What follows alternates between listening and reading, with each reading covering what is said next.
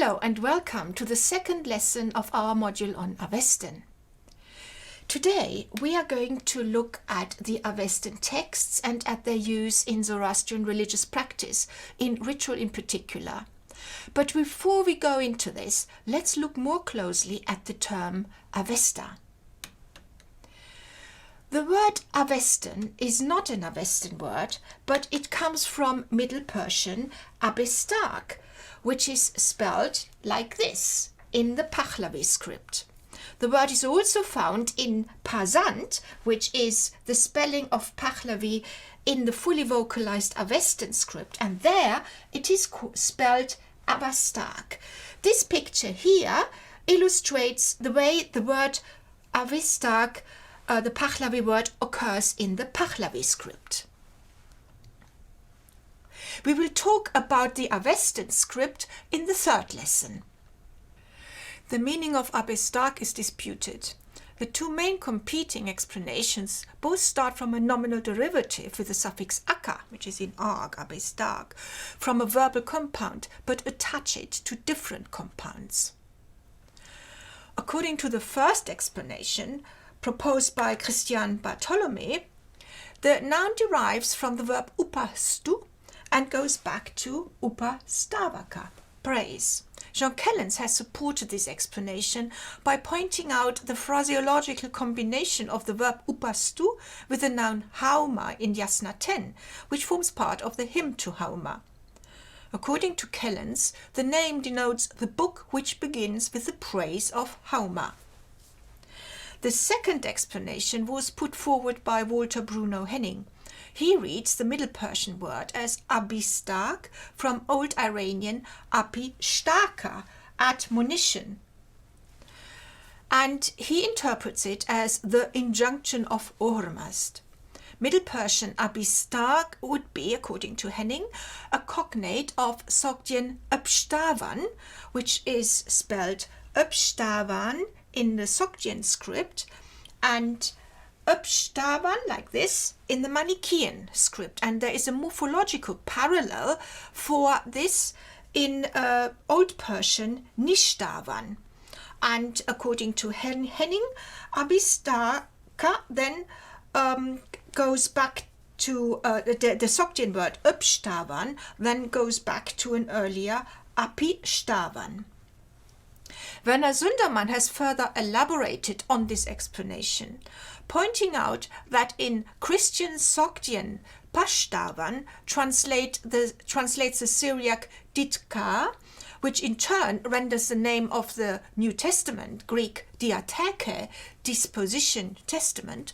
Sundermann suggests that Middle Persian abistak specifically denotes the written Avesta. According to Sundermann, Abistak became the word for the Zoroastrian sacred texts at precisely the time when they were committed to writing in the late Sasanian period.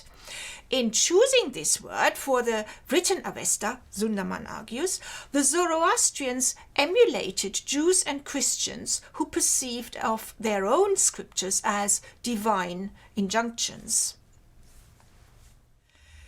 The Avesta is by no means a uniform corpus. It includes texts from different periods and of different literary genres. With respect to language, there are two basic divisions. The first consists of texts composed in a more archaic idiom commonly called Old Avestan. The second, usually called Young Avestan, is slightly different dialectally and shows a more advanced stage of linguistic development. In addition, good arguments have recently been put forward for positing a third, Middle Avestan layer, which is between the older and the younger Avesta. The oldest Avestan texts sit right in the middle of the core Zoroastrian ritual, the Yasna, where they occupy chapters 28 to 54 of the text's 72 chapters. They are made up of 17 hymns grouped according to their meter into 5 gathas.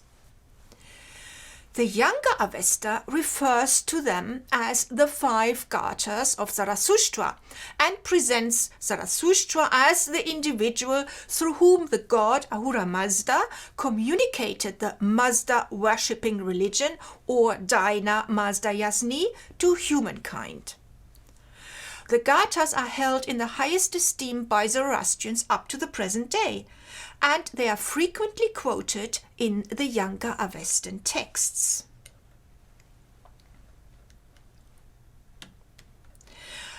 The first Ahunavaiti Gatha comprises 7 hymns and extends from Yasna 28 to 34.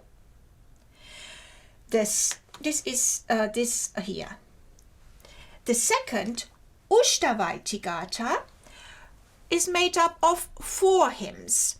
The third Spöntamanyu Gatha is made up of equally 4 hymns. Then we have the Vohukshatra Gatha, which consists of 1 hymn only, and the Vahishtoishti Gatha, which also consists of only 1 hymn.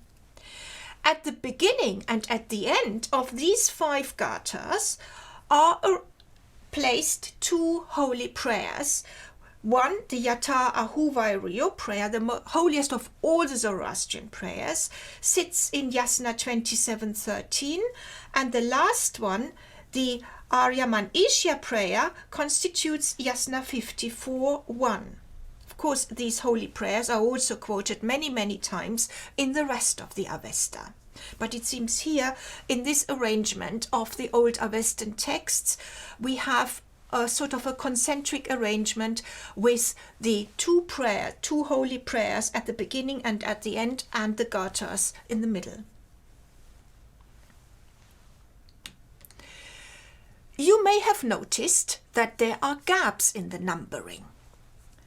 The first, biggest gap is from Yasna 35 to 42, and this is the place of the Yasna Haptanghaiti, or the ritual in 7 parts or sections, whose language is also Old Avestan. Its 7 chapters end at Yasna 41, and they are followed by a chapter in Young Avestan, Yasna 42, which praises the Yasna Haptanghaiti. This Young Avestan chapter forms something like a buffer between the end of the Yasna Haptanghaiti and the beginning of the second Gatha, the Ushtavaiti Gatha. And so does the first stanza of the Yasna Haptanghaiti, Yasna 35:1, which is also in Young Avestan, and the Young Avestan chapter Yasna 52, which is recited between the 4th and the 5th Gatha. With regard to language, composition and contents, the gathas are among the most intricate and dense pieces of literature ever composed. The metrical characteristics of the gathas is their stichic form. The principle is that each stanza consists of a fixed number of verse lines, and each verse line has a fixed number of syllables. Unlike the gathas, the Yasna Haptanghaiti is not metrically structured by a fixed number of basically isosyllabic verse lines, but by a variety of rhythmic patterns. Both the rhythmic pattern follows an inherited model of traditional liturgical recitation, for which are parallels in early Latin and Umbrian prayer and liturgy. The Yasna Haptanghaiti provides the compositional model for much of the Younger Avestan liturgical compositions in praise of various divine beings. The Old Avestan core of the Yasna is preceded and followed by texts in Younger Avestan, constituting Yasna 27, 1 to 27, and Yasna 55 to 72, respectively. These Young Avestan parts include the praise of Hauma in Yasna 9 to 10, and the hymn to Srausha in Yasna 56 to 57. The entire composition of the 72 chapters is that of several concentric circles with the Yasna Haptang Haiti at its core. The central position of the Yasna Haptang Haiti is illustrated in the diagram here.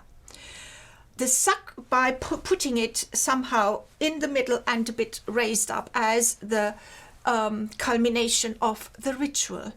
And it is at that point when the Yasna Haptang Haiti is recited that the immolation of the sacrificial animal took place during the Yasna performance. In contemporary ritual practice, the Yasna ceremony is only performed by the Parsis of India, while the know-how was lost amongst the Iranian Zoroastrians some 50 years ago. So the performance of these Zoroastrian rituals, is an endangered heritage.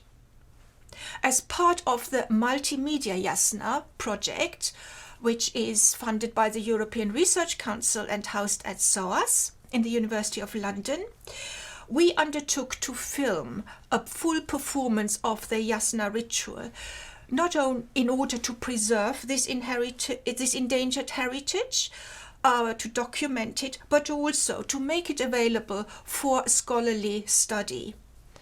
We filmed the ritual in November 2017 in the Dada Atornan Institute in Mumbai. And we were supported in this by the director of the Atornan Institute, Dr. Ramia Karanjia, and we had two of the best ritual priests who had agreed to perform the ritual for us. It was a staged ritual conducted on the premises of the school where the young aspiring priests learn how to perform this ritual and other rituals.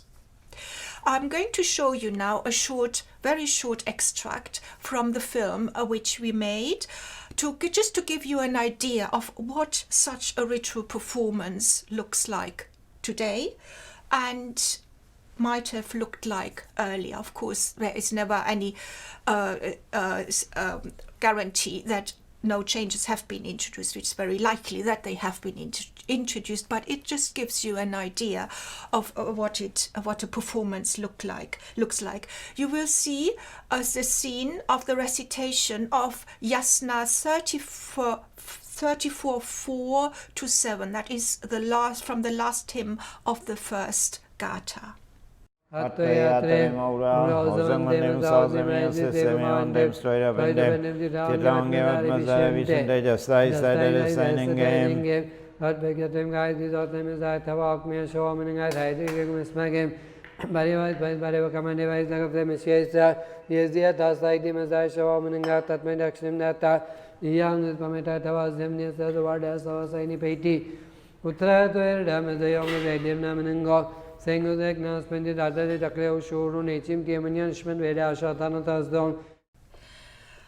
hope you enjoyed watching this. The whole film is about 3 hours, and as you could see, the priests recite at an enormous speed, and it's very difficult to make out individual words. For that reason, we are going to provide subtitles of the recitation texts of the words so that you can actually read the words, the Avestan words which the priests recite while watching the film in slow movement. And we are also going to provide a translation so that you can read the translation as well as the words which the priests recite while watching the film. We are also going to create a multimedia application which is going to give interactive features, providing the viewer with explanations of ritual implements used by the priests, and you can request for the explanations by clicking on an item.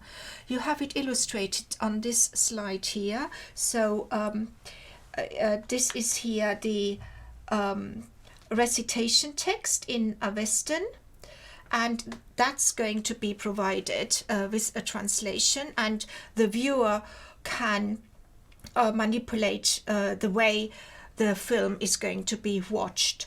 There will also be then the possibility of clicking on items here. For example, one can click on the Barisman twigs which the priests use here in the ritual, and then a window opens providing an explanation of what these twigs are for in the ritual. The same ritual was also filmed a second time with a spherical camera. Here, this one, a ball, and which carries 6 cameras dotted around it, 4 at the circumference, 1 at the top and 1 at the bottom. And everybody had to leave the room. The priests performed the ritual, which took only 2.5 hours instead of 3 or 4 hours. And they just ran through the ritual non-stop. And this ritual was filmed with these spherical camera producing 6 films which are going to be stitched together and then produce a film in virtual reality. That means you can watch the film in 360 degrees. So in order to watch it, one needs to wear these special goggles, which our chief priest, our Zod Adil Pesania, wears here, and he is enjoying the film, watching himself in virtual reality. And this gentleman here is our collaborator, Dr. Ramya Karanjia, the director of the priestly school where we made the film. So the film in virtual reality then provides a 360-degree view of the ritual performance. And here, while wearing the goggles, the viewer can look up, can look down, can look around, can look into the pots which the priests use here on the ritual table here. And you can watch the fire, you can watch the 2 priests simultaneously, see what the other priests do while certain ritual actions are being performed, and get a full view of the ritual. And here potentially we have an enormous source of information on detail of the ritual performance, and we are hoping to use all of this in our text editions of the Yasna ritual, which we are also preparing.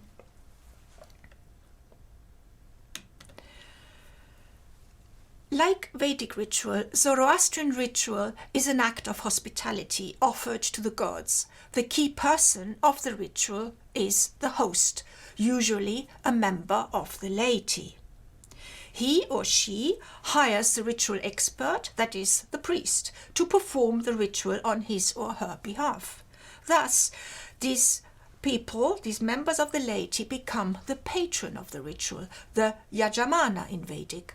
The merit for performing the ritual goes on the account of the patron. The priest, usually several of them, these ones here, they perform the ritual. They perform the ritual which is offered to the divine being, as indicated by the arrows here. The divine beings, in turn, are invited to come to the ritual precinct to enjoy the offerings. Here they come down to the ritual precinct, enjoy the offerings, and bestow great gifts of hospitality on the patron, this one here, who has hired the priest to perform the ritual.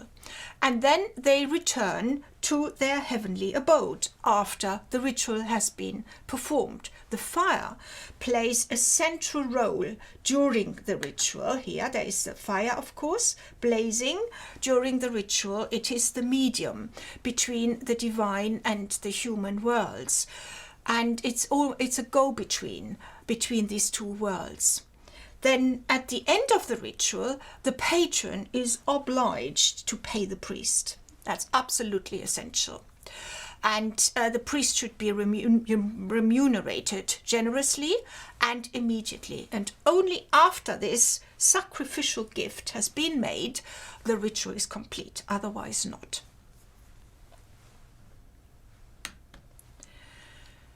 the principle of elaborating on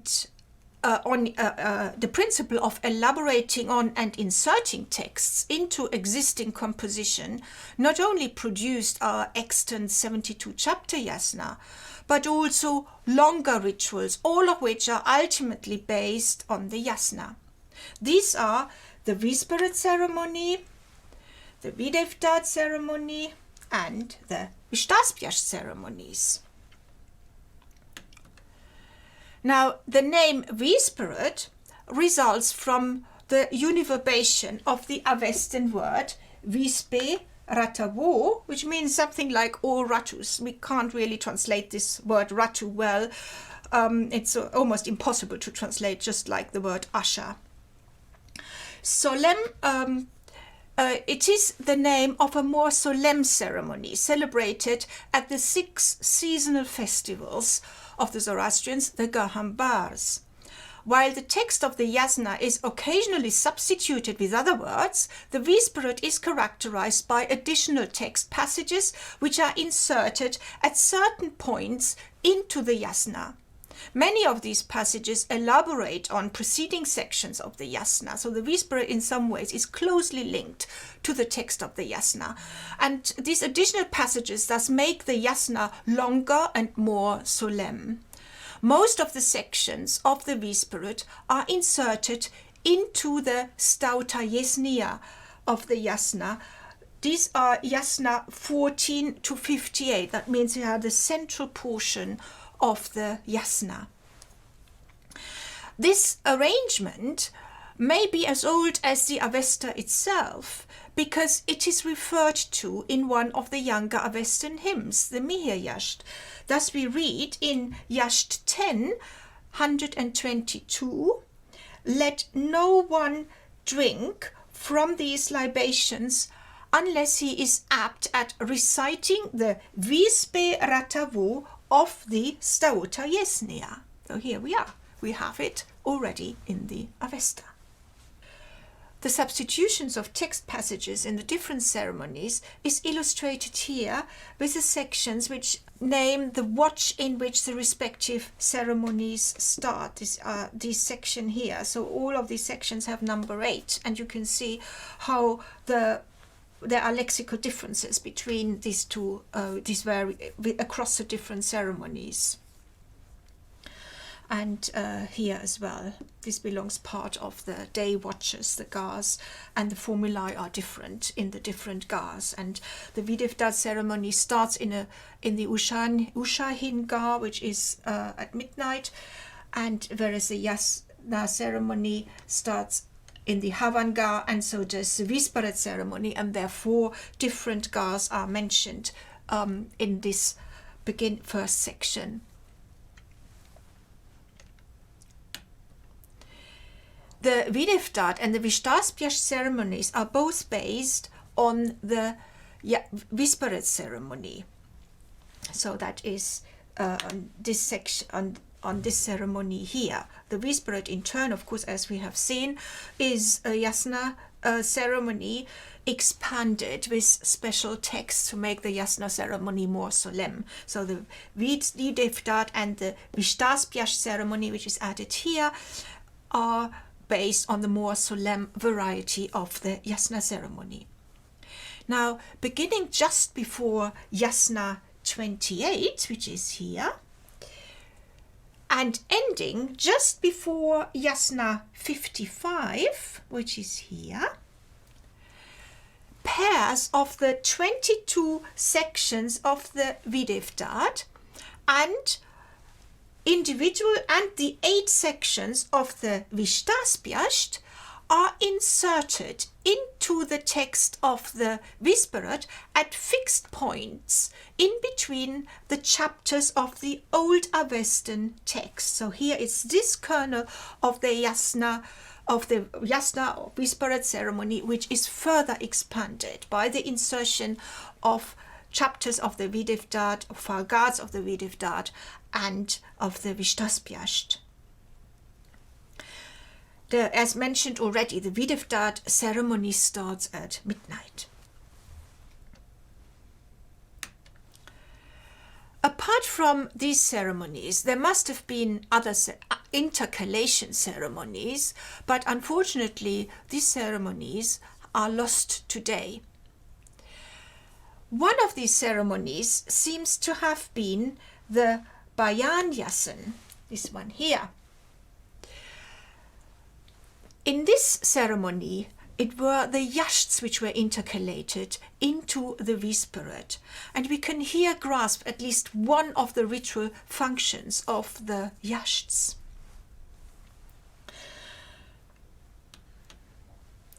The yashts are a collection of 21 hymns devoted to a wide, though quite heterogeneous range of divinities worshipped by Zoroastrians. Now, who are these deities? Well, some of them have cognates in the Vedic pantheon and can be traced back to Indo-Iranian, such as, for example, Hauma, the sacrificial plant, which of course has its equivalent in Vedic Soma. Then we have Mithra, the god contract, which corresponds to Vedic Mitra, and Virithragna, which is victory, literally breaking resistance. And here we have the Vedic concept of Rutrahan, breaking resistance, who is the dragon slayer. The names, though, not necessarily the figures of others deities worshipped in the yashts, are specifically Iranian, and to these belong the goddess Aradvisura Anahita, to whom Yasht 5 is dedicated, the goddess Druvaspa, and also the glory, or the Khvarana, to whom two yashts are dedicated, Yasht 18 and Yasht 19. Other divine beings personify Zoroastrian religious concepts, and these include the Fravashis, choice, Ashi, Wanghi, good reward, Srausha, attentiveness, Chista, insight, and Ashi, Wanghi, good reward, and also the Arashnu, judgment. The first four yashts are a collection of the whole collection are devoted to Ahura Mazda, which is Yasht 1, to the Amesha Spentas, Yasht 2, and there are special hymns dedicated to Asha, Yasht 3, and Haurvatad, Yasht 4. So you can see that here we have the four yashts at the beginning of the collection dedicated to these very Zoroastrian divinities.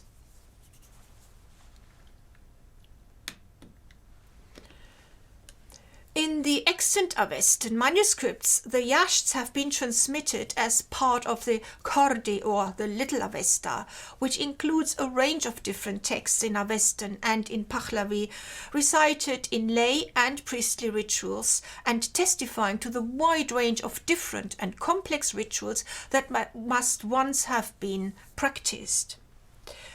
These texts include the Niyayishins, or praises, Afrinagan, or blessings, Siroza, or the formulae for each of the month's 30 days, the Gas, which are the texts recited in the 5 watches of the Zoroastrian 24-hour day, the Patets, or penitentiary prayers, Nirangs, or purification rites, and many other prayers. The manuscripts of the Horde Avesta may include all the yashts, such as the manuscript E1, or just a selection of them. The only exception is the Codex F1, which dates from 1591, and this codex provides the text of all the yashts of the Niyayishin without any of the other text characteristic of the Kordi Avesta. And this Codex F1 is in fact the oldest and most important witness for the yashts. Apart from the liturgical and the devotional texts of the Avesta, there are also small collections of non-liturgical Avestan literature. It includes the ritual text Herbedistan, which means something like precepts for priests, talks about the training of priests, and the Nirangistan, which may be translated as ritual precepts, which chiefly deals with how the rituals should be performed. These two texts discuss questions pertaining to religious instruction of both priests and members of the laity, and also to ritual matters. Please join us for our third lesson, in which we shall talk about the transmission of the Avesta.